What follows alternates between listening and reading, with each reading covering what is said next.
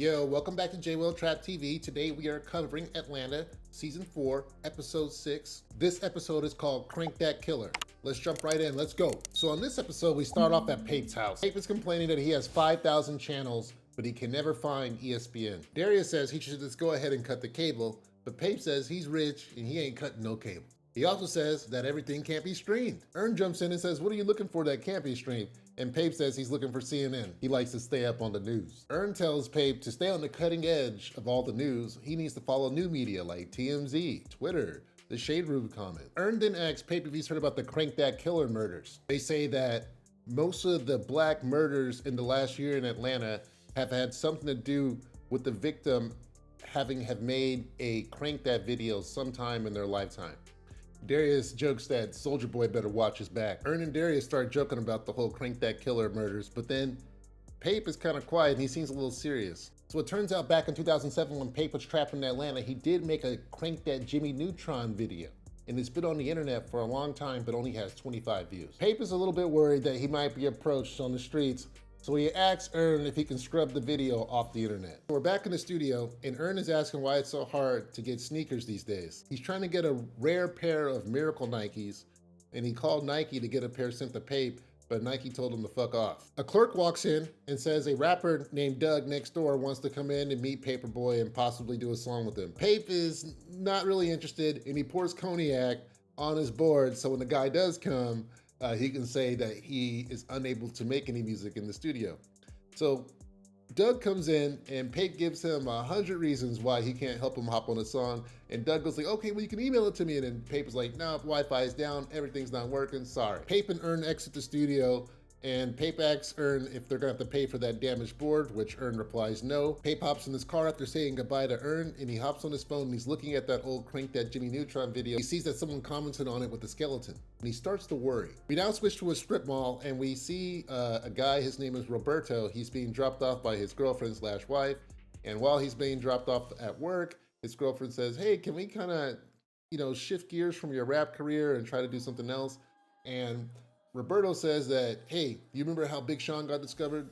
He rapped for Kanye outside of a radio station. All he needs is this one opportunity. He's gonna be ready once he gets that one opportunity, and he'll be able to kind of show his skills to a rapper and then get signed. He says goodbye to his girlfriend, and he also says goodbye to his daughter. At the same time, we also see Earn and Darius getting out of the car at the same spot. They're going in different directions, but they're talking about getting those shoes, and they're meeting up with someone named Shoe Man. They walk up to a van, and they get let in, and there's a older non-sneakerhead looking guy in the van, and they ask him for the Nike Miracles, and he does have it. Something that's funny about this is I did not believe that Donald Glover wears a size 11. There's no way he wears a size 11. The man has both shoes in their sizes, a 10.5 and 11. Darius and Earn are excited. However, the man does not want any money for the shoes. He wants to see them kiss. First, he says he wants to see them kiss for 8 minutes. They talk him down to 2. Earn is not really interested in this. Darius says he knows that Earn isn't gay, but Earn still does not want to engage in this kiss. So now we got Pape, and he's chilling at home on Twitter. So he took some advice from Earn. He's going through Twitter. He sees another Crank That Killer victim on Twitter. There's an article about it, and then he sits up and he makes a phone call. He calls Soulja Boy, and he asks him about the Crank That Killer situation. And it turns out that Soulja Boy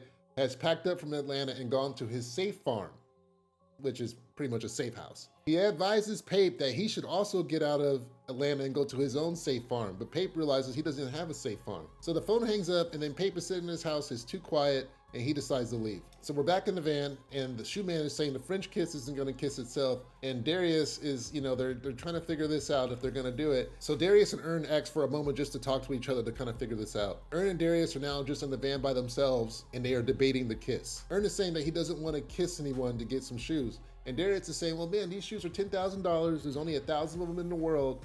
We got to do this to get the kiss. And Earn is saying he's not going to violate his principles to get a shoe. And he's saying that black people, black men, they put an excessive amount of value into shoes when they really don't even need them. Earn says that if he wore these $900 loafers that he likes to wear back in high school, everybody would make fun of him. He says that he's seen billionaires walk into meetings with dirty Vans on. He's saying these shoes aren't that important. They don't have to break their principles to get the shoes. Eventually, he says that he will kiss Darius to get the shoes, but that they are totally above it and it is not what he wants to do. Darius says, let's do it, and then the shoe man gets back in the van. So now we got Paperboy at the mall.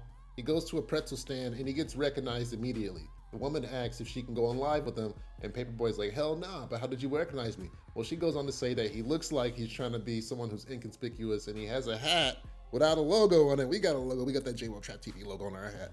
But Pape has one, and no one walks around without a logo, so she immediately assumed that he was a somebody. We now switch to Roberto, who's unsuccessfully selling samples. He gets told by one of his coworkers that Paperboy's in the mall. Roberto abandons his post to go meet up with Paperboy. This is his shot. He runs out. We now switch to Pape's chilling outside, and there's someone rolling around in an orange, maybe a Dodge Charger or a Challenger. He's bumping his music loud, and then he pulls up and he gets up the car, and from far away he sees Pape and he calls him out. Pape immediately gets scared. He runs back into the mall, and he's looking behind for the guy following him. So now we have like this like Michael Myers thing where Pape is like trying to quickly move through the mall, you know, stay inconspicuous, but then we start to see the man appear and disappear throughout the crowds in the mall. Pape stops by an accessory store and he asks for a belt, but then he starts to look around and he sees the man through the glass. The man starts shooting at him. So now we have this crazy shootout scene. Pape is taking cover, but then other people in the mall start pulling their guns out and they start trying to shoot the assailant, and pretty much everyone is now shooting each other.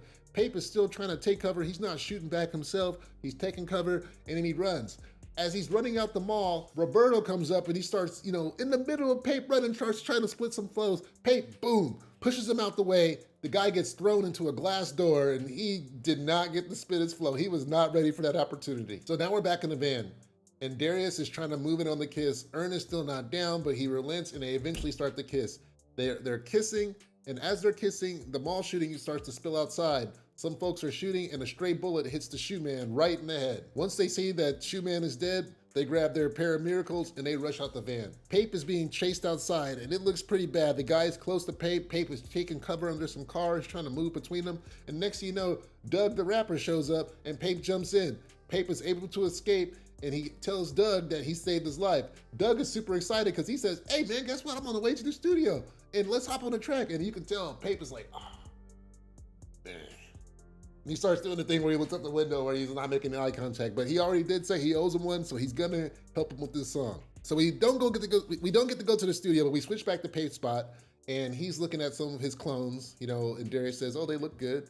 And he does, and Darius also points out that the Crank the Killer guy was caught.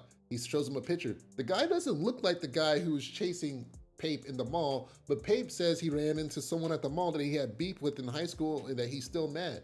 So I guess that was a whole different situation, maybe? Darius shows off his miracles and Pape's like, oh, those are dope. And then he gets a message from Doug with the new song. The song is trash. The beat is crazy. He's dropping Paperboy throughout the whole song, and Paperboy, you can tell he totally did not like that recording studio session. Darius tries to dance to the song, but he can't really catch a rhythm to it. And then Ern says it sounds more like sound than music. And then pretty much we have the episode end. So let's do some analysis on this, and let's first start off with the whole shoe thing. Yes, guys, in the black community, guys, we love sneakers way too much. We will make fun of people. We'll make fun of children at high school because of what kind of shoes they're wearing, make them feel terrible, make them want to shoot the whole place up. We don't do that though. But still, guys, we gotta stop caring so much about shoes, and even me too. Look, I got my new J-Will Trap TV hat, and then I have to go get me some J-Will Trap Yeezys. You know what I'm saying? To match the cap, you feel me? And I didn't need to do that, but I just had to do it because it just was the ninja in me that made me win and do it. You know what I'm saying? So I just had to do it. So we gotta kind of stop caring so much about shoes. They would do anything to get them, including kissing each other. They broke their principles just to get their hands on these sneakers. I've seen dudes, I have stood outside in the cold at 6 a.m.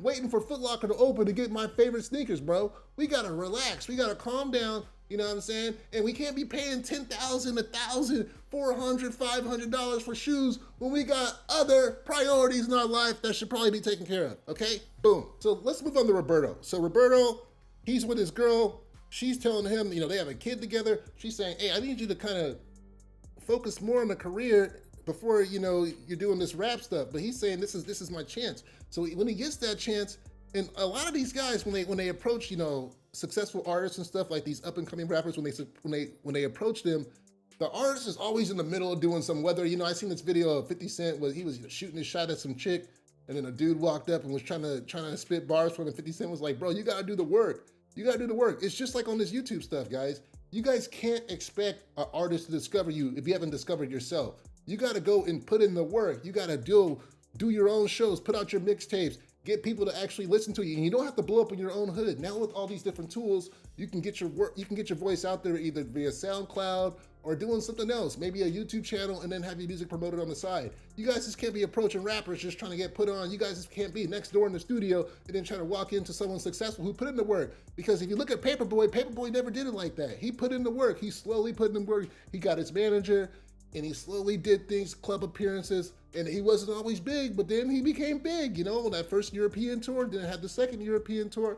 So that's, you know, you gotta put in that work. You can't, it's not just an instant overnight kind of thing. That's not how stuff works anymore. Things have changed. The landscape has changed. You have the tools to get out there and make yourself big, but you gotta put in that work. Every video, every song, and you got to keep doing. You got to stay consistent. You cannot break up what it is you're trying to do. Now let's get to the whole Crank That situation. This is where I'm not really sure what's going on. You know, I guess maybe, you know, things stay on the internet forever and they never come down. Be careful what you post. Maybe someone might get mad about it later. I'm not exactly sure. But I did like seeing Soulja Boy in the episode. That was a dope cameo. He had a pretty funny moment. I always like seeing Pape end up in situations where, you know, he isn't very comfortable, because those are always this, you know, he's just always serious and everyone else around him, and, you know, they're just trying to exploit him. So, all right, guys, thank you guys for watching this video. Make sure you hit that like, hit that subscribe, and put a notification bell so you know when I go live or make a new video. All right, guys, peace.